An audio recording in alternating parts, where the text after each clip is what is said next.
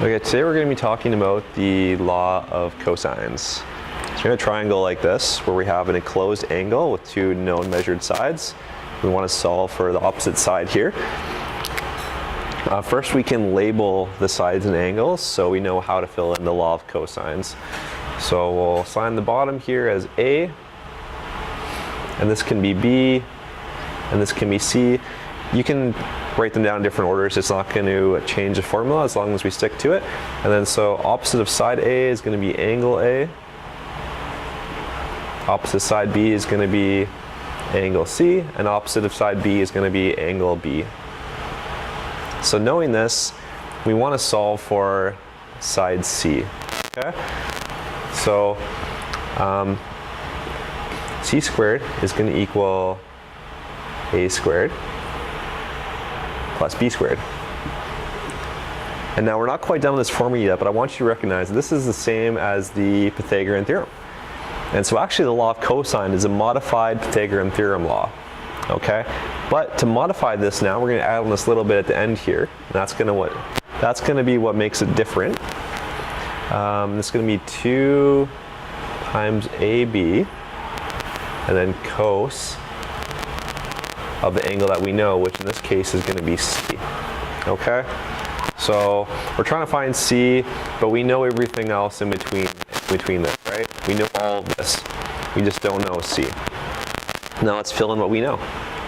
Okay. So we still don't know C squared, so I'll rewrite that C squared. We do know A, which is 9, so I'll write that in.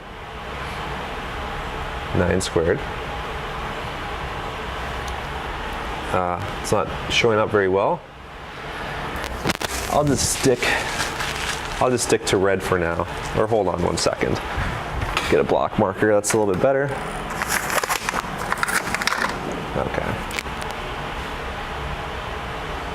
9 squared. We also know B, that's going to be 10. So 10 squared minus 2 times A is going to be 9. And B is going to be 10 times cos. And we know angle C as well, that's 47 degrees. Okay, so now let's simplify this little bit by little bit. We still don't know C, right? That's what we're solving for. So rewrite it here, C squared is going to equal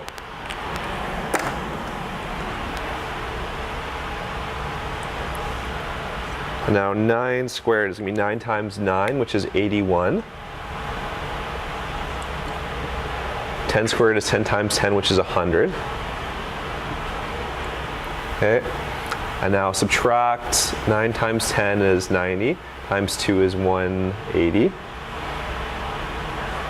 Subtract 180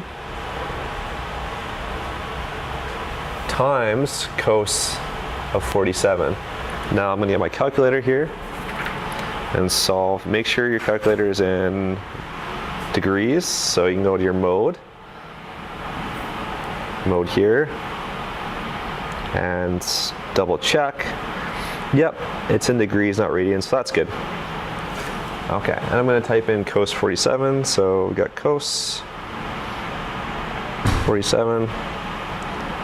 That's going to give us 0.68. So write that down for cos 47 times 0.68. Okay, so we're starting to solve this, right? C squared is going to equal now 81 plus 100 is 181. Then subtract. So now let's take our cos 47 and multiply it by 180.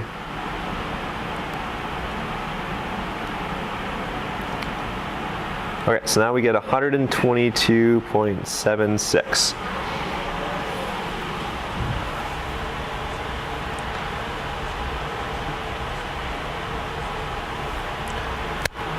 So now we've got to subtract 122.76 from 181.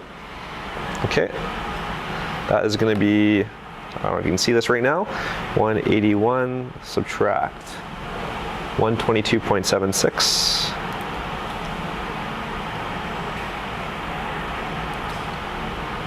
58.24. So